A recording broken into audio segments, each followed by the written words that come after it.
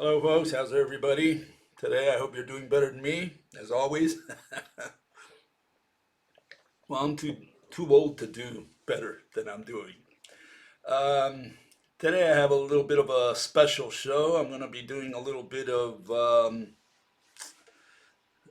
politics, history. Not that I like to do that online. I have to do it only because the other day I talked on JF's program, JF Gariepi, and we talked about the flat earthers. Some issues came up. Some people put some comments. I want to address some of those comments. And I want to address those comments for two reasons. One of them is a lot of people out there think I'm an agent of the United States and I get paid by the United States government in way, some way or thing. Uh, and the other one is it's got to do with flat earthers. They are primarily conspiracists. 99.99% of what they talk about are conspiracies. Okay, why can't you do that? Because the government does that and so on, and they're feeding us this information. We have the Illuminati and all that kind of stuff. And so, I'm not a stranger to conspiracies. That's when I want to set the record straight here, and I got to do it with some kind of video at some point in time because I want to be able to reference it, and that of course. Falls to you as well. You can reference this video as well in the future, right? Okay, so what am I saying when I say I'm a conspiracist? That's what I think people would label me. If you disagree with the official version the United States puts out on different events that happen through history, well, then you are by definition a conspiracist. That's the word that's used. That's a derogatory term that's used to say, oh, he's just a conspiracist, like dismissing you outright because you don't agree with the majority.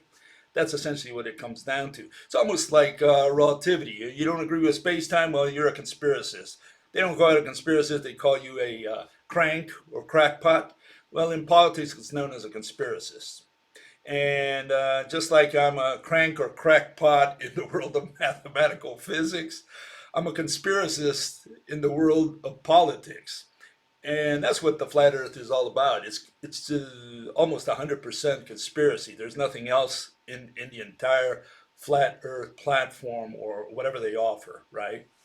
Okay, so let's go down here. The United States would like you to believe that it's got a pristine democracy, that for 200 years since the revolution, it's always been, by vote legally. One party came up, the Democratic Party, then the next year or next election, the Republicans came up there, and they want to show you that there was a continuity and everything was done normally, legally.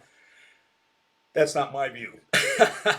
Okay, I want to set the record straight on that, at least from my point of view, and only just to show you that, it's not like I'm defending it like these people say, and you'll see in a minute, that I'm somehow paid by the U.S. government. I'm working for the U.S. government some way, that I have ties to the CIA, FBI, or whoever. Um, no, I want to dispel that. Even a lot of these people are trolls, but I want to dispel that even for people who are not trolls. I want to set the record straight on that, and that's what this video is going to be about. So if you got something better to do, well, don't do it. Stick around. Um, no, the U.S. does not have a pristine democracy. Never had. It was more like, I would say, like third century Rome, where there was a Caesar one day, and another the next day he was killed by the palace guards, his Praetorian guard, and another guy took over, and then he was killed or murdered by his wife, poisoned. The usual stuff, normal stuff, normal human stuff. The U.S. History is exactly the same. It's no different. And to think that people just went up there with votes and there were no coup d'etats, that's, in my opinion, far fetched. It just never happened in human history. Okay, any country for that matter. There's always been problems in every country. And so here are the comments that some people made. Let's start with that. See, some people said, "Are you getting paid to attempt to deceive people?" And again, flat earthers. Some of these are trolls. Okay, whatever. Bill's not a guy to trust or believe. Just look up his wiki. He's a shill. Okay. Don't know if Bill Gates bought and paid for as well, but wouldn't be surprised. He's a CIA puppet for sure. Okay. And someone said, you sold out. Okay, and then someone made a comment there that kind of gives us an introduction to today. So, where do we find your theories on Assange, Snowden, and the presidents you mentioned? Which I mentioned a couple of cases, JF's program. I'm interested in knowing your thoughts on these men. Okay, so that's what I want to do today. I want to give you a little rundown. I'm going to try to go swiftly through it because there's quite a bit of history in U.S. history, and I love history. It's my drug. That's my drug. That's the one I shoot in my arm. I stay away from history books because when I start one, it's like I can't stop. I got to read it completely. I'm just a fan of history, and I'd rather do physics. The other one is kind of like a hobby, you know. Anyways, what do I think of some of these incidents that happened in U.S. history? Well, I'll give you my version. Doesn't mean you're going to agree with me. I'm just giving you my version so that you can put me squarely within a conspiracy box, if that's what you want to do. Okay. So here goes. Okay, we got Mr. Lincoln. He's the first guy who's assassinated, 1865. Guy who's blamed for it is Mr. John Wilkes Booth. Okay, actor. Okay, he's the assassin. Do I doubt that? No, I don't doubt that. I think John Wilkes Booth is the guy who pulled the trigger. Was he the mastermind? That's where we disagree. The mastermind's a guy that's very seldom mentioned in relation to Lincoln's death, and that's this fellow here, Edwin Stanton. He was the Secretary of War. Okay, Lincoln's Secretary of War. And yeah, he's the guy who I think orchestrated the assassination of Lincoln. Okay, now why do I think that? Well, I think that because there are certain let me get here. There are certain questions here, certain facts that I see in history, and this is the rundown. Stanton was in control of. It was called the Secret Service, but in October of '64, he told Lincoln that he wanted to protect him. You need protection, kind of thing, and so Lincoln rejected that, but eventually they did put a man to protect him, especially at the Ford Theater, where he was assassinated. Stanton also infiltrated the house of William Seward, the Secretary of State, and it turns out that Andrew Johnson and Seward were both moderates. Okay, and so these two were on the hit list.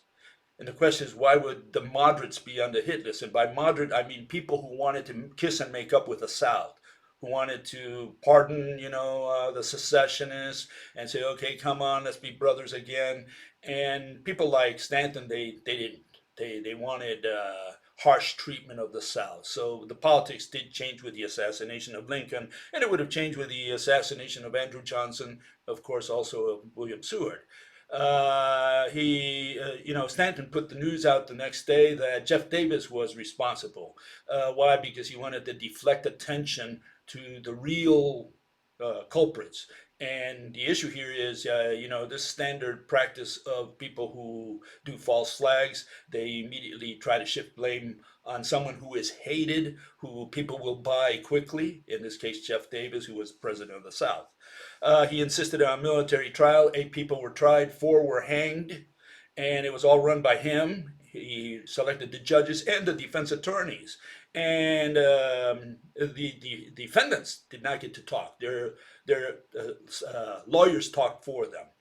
And he withheld Booth's diary until 1867, when there was a second inquiry by the Senate. The U.S. Senate investigated the Lincoln assassination. The first one, they said, okay, because they wanted to get to the bottom of whether Jeff Davis was really responsible. See, Jeff Davis was caught a couple of months after the war ended. So they had him in prison. Now they were going to charge him with Lincoln's death as the mastermind. After 2 Senate investigations, Jeff Davis was cleared. And that took all the way to 67. By that time, everybody forgot about things, just like standard old stuff that you see in the United States. Okay, that's the way I see it, anyways. So yeah, I think Edwin Stanton, and there's a lot more. I'm just giving you a really quick synopsis of why Edwin Stanton was the murderer. James Garfield, another coup d'état. Okay, he was assassinated in 1881. Who was the murderer? Well, this guy was charged. Charles Guiteau. He was a stalwart Republican Party. He spoke in New York together with Garfield as part of the campaign to get the Republicans reelected.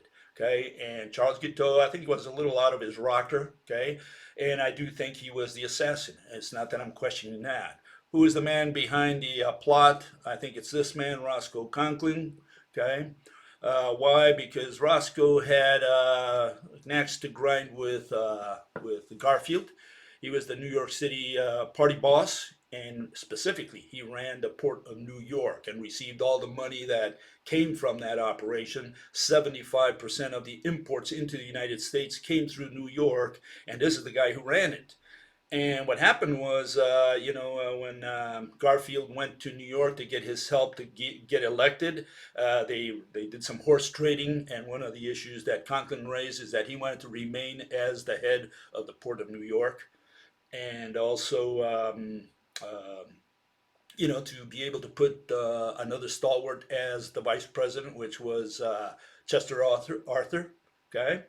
Well, it turns out that when Garfield got elected, he did not rename Conklin to the Port of New York. So what Conklin did was he quit his Senate seat to show that he had the votes of the people, that people would put him back in power. And it turns out that people did not reelect him. So he lost not only the Port of New York, he lost the Senate seat, and he was a very bitter individual. And unfortunately for Garfield, he was also a very powerful individual. He was kind of like the J. Edgar Hoover of those days. He was the man behind the throne, and so he had a lot of influence, a lot of power. Uh, how it went about, I can't tell you for sure. All I can think of is that he had a talk with Guiteau. They knew each other. They were both party stalwarts. They were both from New York. Okay, they both talked on the night that Garfield talked in New York to the crowds. So they were all there. They knew each other.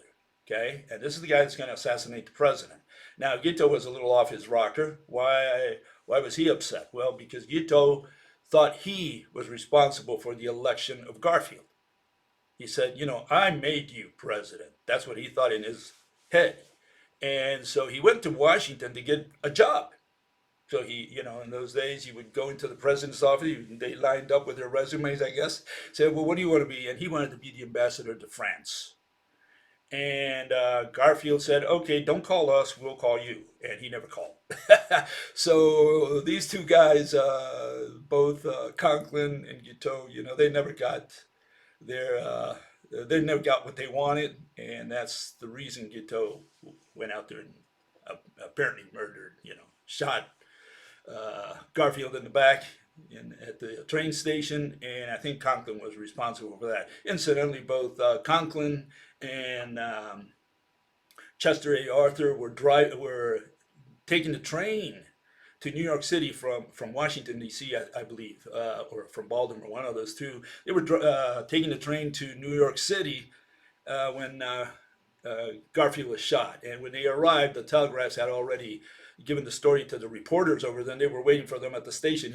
Here's the two stalwarts coming, off the train, and they said, "Oh, Garfield was shot. Oh, how interesting."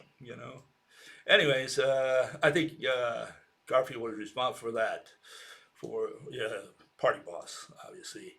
William McKinley, he was shot by this guy, Leon Chalgosh. He was an anarchist.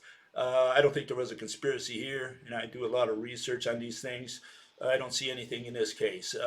If anything, it happened in reverse. The United States did the most to go after anarchists. They arrested Emma Goldman, who is known as a prominent anarchist that was steering especially the workers, and her lover, which was another anarchist, Alexander Berkman.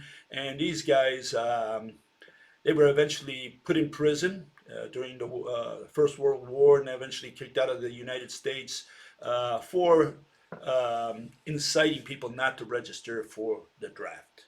Okay, and so if anything, the conspiracy went in reverse. In this case, they simply took some of the it took the moment to see if they could get rid of a lot of anarchists out of the United States.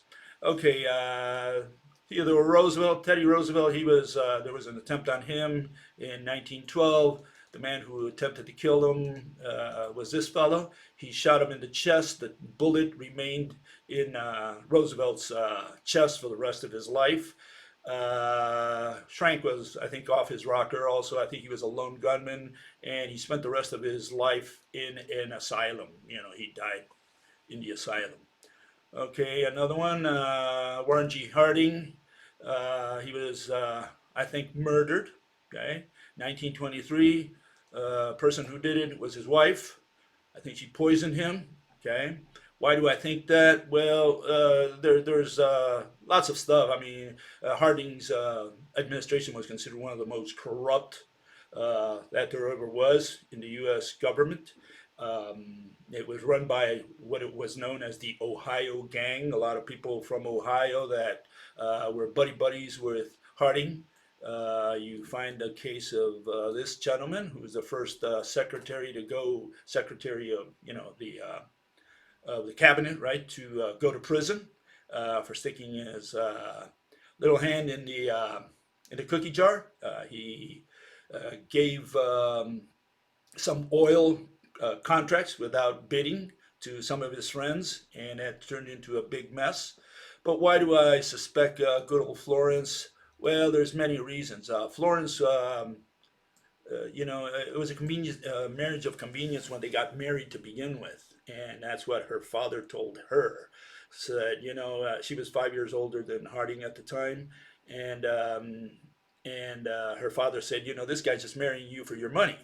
And that essentially is what it is. Yeah, Harding was known as a womanizer, so he went around, did his things, and that's one of the issues. But the other issue is, that towards the end, they really fell apart completely, their marriage. And of course, that's always hidden from the public, and you get this pretty picture of how well they got along. But the main reason is she prevented an autopsy of being done on the president. And he lingered like 3 days with some kind of stomach problem, and there was no autopsy. And the way I look at things is you're guilty until you're proven innocent if you're the government. The government is always guilty until proven innocent. Why? Because they have the power to shut things down, to control from up there. That's why they're guilty until proven innocent. And if something is not crystal clear, to me, that's already extremely suspicious. That's what a detective looks at when he's looking at a crime. If he sees that kind of stuff, immediately he has suspicions. And that's the case here. When Florence said, I don't want an autopsy done on my husband, well, I don't know. I have a problem with that. Sorry. Okay, so we don't know what killed Mr. Harding. Okay. Franklin Roosevelt, another Roosevelt, he was shot. He was just shot by this gentleman, Italian immigrant, Joe Zangara. And the only issue, I think he acted alone. I think he's just a lone gunman. That's what I really think. But there was an issue of whether he intended to shoot Roosevelt or the man who died that day, which was Anton Cermak, and he was the mayor of Chicago. They were in Miami, by the way. And it could have been a mafia hit by this fine gentleman, Mr. Al Capone. He hated Cermak's guts because Cermak was getting involved in, he was persecuting the mafia as best as he could, I guess, right, in those days, with the corrupt cops and everything. And I guess there is a possibility that Capone may have wanted Cermak out of the way. So maybe the intended target was Cermak. A couple people testified to that. They're not believed, so it's up to you, to find out what really happened that day. But Zangara shot like 5 people. One of those was Cermak, and he's the only guy who died. And it turns out that he was hated by the mob. So I don't know, it's a little iffy there. Okay, more to these days, we got good old JFK. We know how he died. This man killed him, right? Lee Harvey Oswald. Well, that's what a government wants you to believe. Who are the real murderers, as far as I'm concerned? Well, it's this guy, Mr. Johnson, and of course his buddy. Not so much buddy, but I think they work together well. Okay, and I think they're responsible also for the killing of Robert Kennedy, as well as Martin Luther King. Okay, I think all these were done by these two gentlemen. Okay, possibly even Marilyn Monroe. I think also she died in mysterious circumstances. She was I guess, a one-time girlfriend of JFK as well. So maybe they did her as well. At least it seems like to me. So, too many things wrong with JFK's assassination. The car's pulled out, taken to Detroit immediately to be refurbished. You don't do that. You keep these things for as evidence. And of course, if there's going to be no inquiry and you know already who did it, then why hold the evidence, right? So that's what they did. They just took the car out. They took Kennedy's body out of Parkland Hospital. They took it to the Naval Hospital, where in Annapolis, where they had control. You know, they did all these little things. They murdered Oswald to shut him up. He said he was a patsy. And interesting, he didn't say he was innocent, right? That is interesting because he said he was a patsy. Now you can interpret that word in two ways. Either he was a patsy, like, I'm in the wrong place at the wrong time, like, they're robbing the bank. They come out and give you the bag and the gun, they run away, and you get caught with the bag and the gun. You say, no, I had nothing to do with it, that kind of thing. That's one way of interpreting patsy. Another one is you're part of the deal and you were used as a scapegoat. And maybe that's what happened to Oswald. Maybe he knew something, maybe he don't. We did. Maybe we won't know today. For sure, Jack Ruby said, the people who put me in this situation. And that does make you kind of think, right? I mean, you should investigate that if you haven't done so. Anyways, I think Johnson murdered, by the way, through his right hand man, his enforcer, Malcolm Malcolm Wallace, who also his fingerprint shows up in the sixth book depository, right? But he murdered a guy when Johnson became president. I'm sorry, when he became a governor of Texas, and then 1 year later, the governor pardoned him. So here was a guy who murders someone. He goes to prison, and then the new elected governor, pardons him. Now, what do you think of that? And then Johnson's on record saying he murdered the two brothers in Vietnam, the president and his brother. Okay, so he said, yeah, we hired two thugs, and we had them killed. And he says that, on a microphone. Okay, so Johnson was not, a stranger to murder. Okay, so to kill one more guy or two more guys, like in the case of Kennedy, Robert Kennedy, and Martin Luther King, yeah, just more routine work. That's all it is for a politician. Um, what else do I have here? Okay, then we have, some not murders, but, we have the sinking of Titanic, I think, was an operation carried out by the British. There were like 200 Americans there, and that's the only reason Titanic might be considered, also an American held, an American operation or agreed to with some Americans, because some people pulled themselves off the ship, rich people, especially one guy, I can't remember his name, but he had a lot of art and he was going to transport it and he decided to get off the ship. So that's a little suspicious. The Lusitania also, it was carrying material to Britain during the war, 1915. And the Germans had put an article in the newspaper saying, you're risking your life if you travel on a British ship, right? Because they're using those ships, passenger ships, to carry weapons, and we're going to sink them. So don't travel on them. and they did anyways.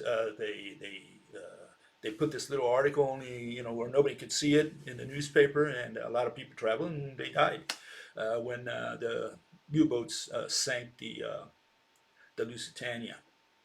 Um, so yeah, I think some of those were false flags. Again, you got to look at it in detail to see. I'm just going over them real quickly. Um, Famous false flag, we have Pearl Harbor and Gulf of Tonkin. The United States has essentially admitted Gulf of Tonkin never happened. They just created it as Johnson created it as a pretext for war. Okay. And obviously, the more important one recently, 9/11. Okay. That's obviously, in my opinion, a U.S. government operation. Um, Anyone who knows a little bit of physics, you don't have to be an expert in physics to look at Building 7 come down and realize that it's controlled demolition. Now, maybe some people say there were nuclear weapons underneath the ground. Well, I'll even concede that. Fine, okay. So they put nuclear weapons. I don't care if they want to go that far. That's fine. The point is, Bin Laden didn't have nuclear weapons to put underneath the building. So whether it was controlled demolition or nuclear weapons, it really doesn't matter. The point is that all these buildings came down through controlled demolition, and and when you realize that, you know who did it. It's just that simple. Anyways, whether you agree with me or not, that's what I believe in. Okay, that's the point I'm trying to make. And then the ongoing operation here, we've got Assange and Snowden. These two are U.S. government-run operations. Okay, as far as I'm concerned, I studied Julian Assange in quite a bit of detail. I was going to put a video out on him. I lost my data one day, and so I said, "The hell with it." I just didn't go back to get it done. I wrote a little article on Quora, so that's the title of the article. You can look it up. You can see my reasoning in the case of Assange primarily. Okay, but yeah, these are false flags, both of them. They're named as the leaders of the opposition, essentially. If you are a conspiracist and you believe that the U.S. government is doing this and doing that, well, that's why they said, well, we're going to put Assange in charge of convincing you that you got to follow him. So they named the leader of the opposition. Now they've got all these two bozos telling you what to believe in if you suspect something of the U.S. government. So it's especially good for flat earthers. If you're a flat earther, you're going to follow Assange. He's going to take you directly to hell. That's what he's going to do. Anyways, that's my take on these guys and on U.S. history. So now, what do you think? Do you think people would label me a conspiracist? So I'm not a stranger to conspiracies. Now, would I be telling you this if I get paid by the U.S. government, by the CIA, by any of these organizations? I think I would tell you something different. I would give you the party line. That's the first one. The second one is I would not have just 5,000 subscribers. I'd have maybe millions of subscribers. I mean, Assange is on the news every day, so is Snowden. And Rupert Murdoch has to make sure of that there's an article on these guys every day. And that's how you know it's a false flag operation also. Do you know April Gallup? Do you know Willie Rodriguez? You might say, well, who are those? And well, those are the people who blew the whistle on 9/11. Willie was taking people out of the basement of one of the towers, helping people. He helped like 21 people into safety. And George Bush gave him a a hero's medal. And it turns out later on, Willie figured out that, what they were saying was not what he saw. He said there were explosions in the basement. So he came out and he said, look, I don't believe that all these people died because of bin Laden. I think something else happened here. And April Gallup, she was inside the Pentagon. And she said it wasn't a plane that hit. She said there was a bomb inside the area where she was in. They killed a lot of people, she said, and she was thrown, way across the room. She had her 2-year-old, I think, baby with her, and a toddler, and she said she was blown out. So these were, people say, well, if this was a false flag, why don't people come out and say it? Well, people did come out. We just didn't pay attention to them. We forgot their names, and Rupert Murdoch's not going to put their names on the news every day. So yeah, as far as I'm concerned, all these are false flags operations, and that's why I don't pay attention to politics. I don't do politics at all. I haven't done it in many years. I like history, but I don't do politics. I really don't care about politics anymore. But so for people to blame me and say that I'm receiving money to mislead you on issues of science, that no, no, no, NASA must be paying me maybe to say, no, no, yeah, man went to the moon, and yeah, we do have the space station in space, and we have all these satellites that communicate when it's really all done with balloons and underground cable, you know. Come on. Okay. Anyways, let's get on with it. Here we have what are some of the problems with the flat earthers? Okay, a little summary here that I put. Okay, and so what are the problems? Well, the first problem is that they don't do science; they do politics. They talk about conspiracies, and I just talked about conspiracies, right, in politics. And JF asked me, so is there a difference? What arguments would I use against one of these people? Who say, oh, well, look, the government doesn't allow us to know this, and it's feeding us information there. Well, one thing is, if you take JFK's assassination, how many hours did that take? I mean, it took a minute. Everything happened so fast. Some people went to the grassy knoll. Others were pointing to the uh, sixth floor in the book depository. Cameras were stolen. Things happened so fast. It was just a 1 day job. So was 9/11. It was a 1 day job. Few hours, we're done, right? And when you look at NASA has ongoing things every day, every day. They have all these people working there. Um, they're trying to get in some projects out there in space. And like I said, the Russians beat them to it, beat them to space. They had the first dog in space, the first uh, live entity in space, Laika. Had the first man in space, that's Gagarin, Yuri Gagarin. And they had the first woman in space, Tereshkova. Okay? So in those three instances, they beat the United States. Did the United States say, no, that's all false flags, all those are false operations? No, the United States was worried. They said, look, the Russians have beat us to space. What's next? Are they going to have better weapons than us? Are they going to shoot us down from space? So it was Kennedy who started the Apollo program to say we're going to be the first ones to put a man on the moon. When they did, when Armstrong hit the moon, 1969, I believe. Did the Russians say, now that never happened? That's a false U.S. false flag. That they did that in Hollywood. No, the Russians had to tip off their heads and say, okay, they beat us to the moon for whatever it's worth. I'm not saying it's a great accomplishment if we didn't do anything but bring rocks back. I think this great degree we did some good things, especially regarding pressure. The vacuum level we measured there and some other things, the solar wind. But if you say, well, why did we go to the moon? Just to bring some rocks back? That's it. If you don't think it was a great accomplishment, well, fine. Okay, so it wasn't a great accomplishment, but that doesn't mean that we did not go to the moon. And if you're just going to say all these photographs are faked, it's all baloney, well, I don't know.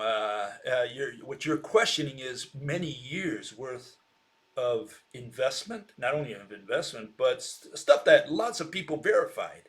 This is not like a one-shot deal like when Robert Kennedy was killed or Martin Luther King was killed. These conspiracies are a little more believable because it happens so fast and it happens once and it's out of the way. But here you have an ongoing project. If you look at the whole series of Apollos or at the shuttles and so on, to deny this is almost like denying that the Earth is a globe. uh, the flat earthers rely on biblical evidence. In fact, a lot of where it came from, the whole flat Earth notion came from 19th century people, or I think it was the early 20th century, where it was religious folk who wanted to enforce their Bible. They wanted to say, hey, the Bible says something different, and it's all these scientists out there who are saying that the Earth is round, but we have no proof. And here we have Scripture, Holy Scripture, written by God, right? And it says something else. And so it did start as a religious movement. And today, well, yeah, a lot of people who may not even be religious join the movement because they not because they believe in the Bible, but because they believe in conspiracies, and they believe the government is has all these conspiracies out there that now they're bringing them into science and saying, all of science is a conspiracy. And regarding that, I can tell you only one thing that I don't like the mathematical physics physicists. I believe they run a very tight operation. They try to sell you their theories, and they don't allow you to publish something that criticizes them, especially from a physical interpretation point of view. In other words, from what they call philosophy, they dismiss that as philosophy. They're saying that's not important. What's important to us is the equations, the technology we can develop from this stuff. So do I think mathematical physics is a conspiracy? And I know a lot of people will hit me for this. No, I don't think it's a conspiracy. And I'll tell you why. There's a difference between a conspiracy where you deliberately go out there and say, well, I'm going to murder this guy or whatever. That's one issue. But that's different than saying, look, and I'll give you an analogy. You're a carpenter, okay? And you built the best looking table in the world. It's the strongest thing ever built. You used oak or whatever, or maybe tailored the wood with something and say, I've got the strongest, most beautiful table on earth. Okay, and you're a carpenter. And now you go over to the metal guys, to the blacksmiths, right? And the blacksmiths say, what do you got? Well, I got this table. Look, it's made out of wood. It's stronger than your steel and blah, blah, blah, blah, blah. And blacksmiths say, well, we're not interested. Huh? What do you mean? Look, this table is solid. Look, it's beautiful. It's better than anything you got here. We're not interested. We do metal here. Okay? And this is the same situation here with the mathematical physicists. They do mathematics. They do equations. So I come in there and I say, look, I've got a better theory than you do. I think that what you have is all irrational theories. And they say, we're not interested. But why aren't you interested? Here we do math. The physical interpretation, we don't care about that. That's philosophy. What we do is math. That's what we do. That's what we publish. And if you don't come in here and publish some equation, you come here with your kindergarten pictures, we're going to kick you out. Is that a conspiracy? No, I don't see it as a conspiracy. It's just the way they do business. That's their club. That's what they publish. That's how science has evolved. If you don't like it, well, you got to form your own club. What can I say, right? And so in that sense, no, I don't think there's a conspiracy there, and I don't think there's a conspiracy in NASA against the flat earthers, okay? But the issue I've got with the flat earthers, that last point, they have no physical interpretation for gravity. Okay, let me give you some examples. I went to a couple sites because, everybody says, oh, I'm a flat earther, I'm a flat earther. Okay, great. So you're a flat earther. What's your theory? Well, they have a million theories, and they're all irrational, right? And so here you got from two sites that I went to. These are the most prominent sites. One site says, what is gravity? Gravity as a theory is false. Love that, because false is an opinion. We don't care if it's false or true. We want to know the explanation, the mechanism. Objects simply fall. No kidding. Why do they fall? Why don't they fall upwards? Why don't they fall to the sky? I mean, why do they fall towards the ground? Because one of the notions that they have of gravity, if you have a steel ball, you let go of it, it weighs more or has more density than air, and so it falls to the ground. Right, why does it fall to the ground? Why doesn't it fall to the sky? That's what they got to explain. Okay? In the flat earth community, there are several theories as to why this happens. Okay, let's hear them. Some attempt to explain this with use of mechanics like electromagnetism, density, or pressure. Others make use of traditional mathematics such as the infinite plane model and others a new look at the problem, such as the non-Euclidean model. Okay, and what are all these models? What is certain is sphere, Earth, gravity is not tenable in any way, shape, or form. Okay, and so they say, is the Earth accelerating upwards? No, this is popular theory among some small groups to explain gravity, but it is problematic at best. The Earth is stationary. We are not whizzing about in space at 67,000 miles per hour or at speeds accelerating towards the speed of light. You go to the other side, which is just as prominent. It says the Earth is constantly accelerating up at a rate of 32 feet per second squared, or 9.8 meters per second squared. This constant acceleration causes what you think of as gravity. Okay, so as you can see, these guys, everybody's got their own flat Earth theory, and the real way to look at this is the following. Is because gravity is the issue. They don't talk about light. They don't talk about magnetism. They don't talk about electricity, the structure of the atom. They don't care about any of that. So they don't deal with those issues. They just deal with gravity, because the issue is, if it's flat Earth, then how do you explain gravity? And that's how gravity gets sucked into the picture. Okay, so how do they explain gravity? Well, some people say the Earth is accelerating. Okay. And the problem with that is, if the Earth is accelerating today, we should be traveling a gazillion times the speed of light. Okay, that's one issue. We don't even know how fast it is, and all the stars and everything has to accelerate with us, because every night you wake up and you see the same stars out there in the sky. Okay, and the sun is there and the moon is there, so I guess they're accelerating with us. So everything's accelerating. Accelerating from what? What are we leaving behind? Empty space. What's pushing our Earth upwards? Okay. So the other guy says, well, no, I don't believe in that theory. I believe in a different theory. Okay, what's your theory? And again, it's the density. You take the ball, it weighs more than air, it falls to the ground, and things just fall to the ground. Period. Well, that's like saying, well, gravity is gravity. That's it. You haven't explained the mechanism. Why doesn't the ball fall to the sky? That's what we want to know. Okay. I mean, why does a balloon go upwards? Why does a ball fall down? And they say it's an issue of density. So here's an experiment for them to think about. You have a steel wall. It's a thought experiment, okay? And make it as big as you want. You got a steel wall on your left, okay? And you got something less dense on the right, some gas, okay? But they're not up and down, they're sideways. Okay, so you're out there in space, you got a steel wall on your left and gas or liquid or something less dense on your right. You let go of your steel ball. Will it fall through the lower density, or will it fall to the steel wall? Well, Newton says it falls to the steel wall, okay, because mass attracts mass. You have these two big masses. Well, the big mass and the little mass is going to attract it towards the bigger mass. Period. We're done. So it's not an issue of density. You can't explain this with density at all. Density simply violates what we observe. One guy put a link to me, and I thought I'd show you this. Supposedly he says, "Oh, here, the answer to all your questions," okay, kind of thing. Okay, let's see what this guy is proposing. He says the following. He shows this little picture. These are a series of things. He's saying, look, what you got here is, think of this pendulum type thing at the amusement park, okay?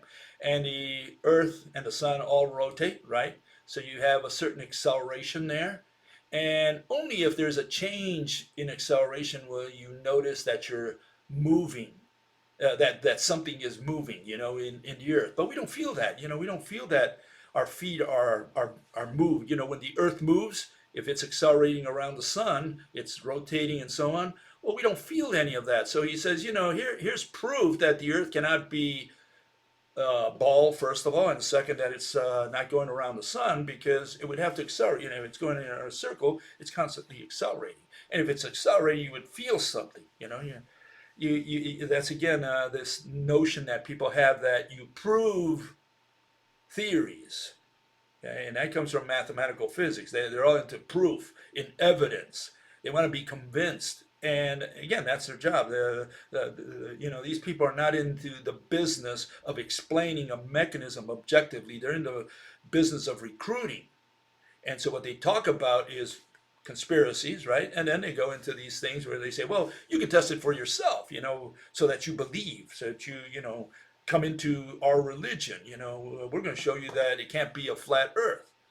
Um, well, they go through all this stuff about acceleration. And one of the explanations from that video, the one that I wanted to mention, is that they get this guy, I think he's a British guy. He goes on a train, right? And he says, look, I'm sitting here and I don't feel any movement, because I'm traveling as fast as the train. So I don't feel any movement unless the train suddenly stops or accelerates, right? And here's my hand going in the direction of the conductor, right? Well, my hand is moving faster than the train at this moment in time.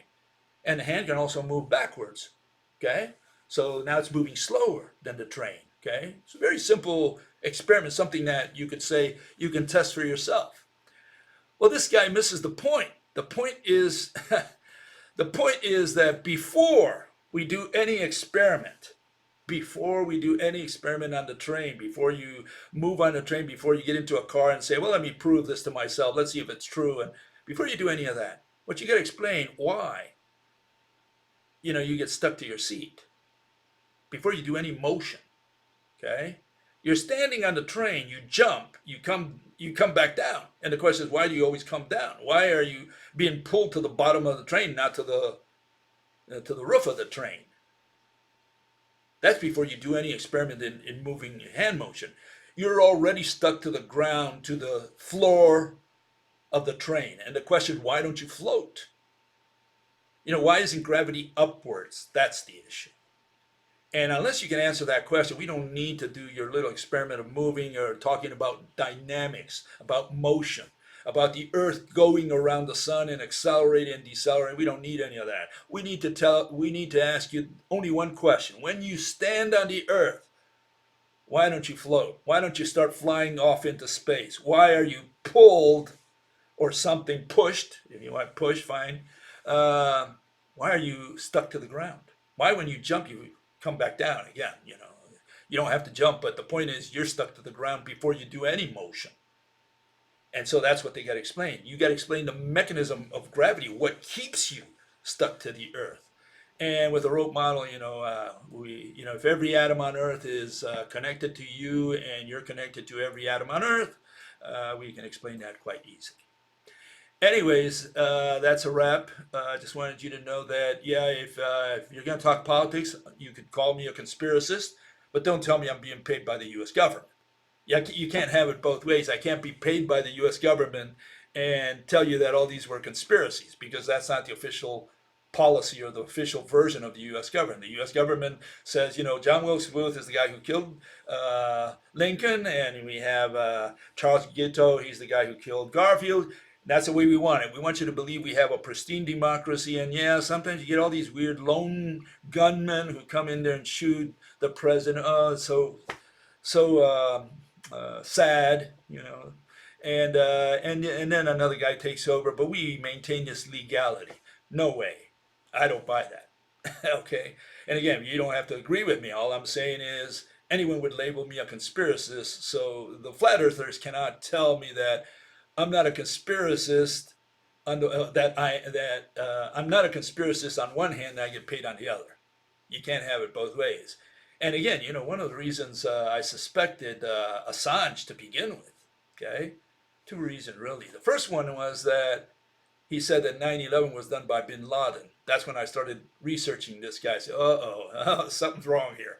And the second one is that, he came up in 2007 and suddenly he gets money, from God. He starts flying all over the place. He starts traveling. And so, this guy really started getting some money from somewhere. And again, you got to follow the money trail. That's not the case with me. I only have, a few thousand, couple thousand followers in YouTube. If the CIA was funding me, believe me, I'd do a lot. I'd be a little more successful than that. Okay, And I'm not in the news every day like these guys. So, anyone who raises that issue against me is just avoiding the issue. The issue is you got to explain gravity. Explain it without any conspiracy theory. Don't tell me what they're preventing you from seeing or the photographs that are fake. Don't tell me any about that. I want to know the mechanism of gravity. If you got a mechanism of gravity, put it down exactly how it's done, and we'll be glad to tear it apart because it's got to be nonsense. Okay. We'll see you on Sunday, and have a good weekend. Bye bye.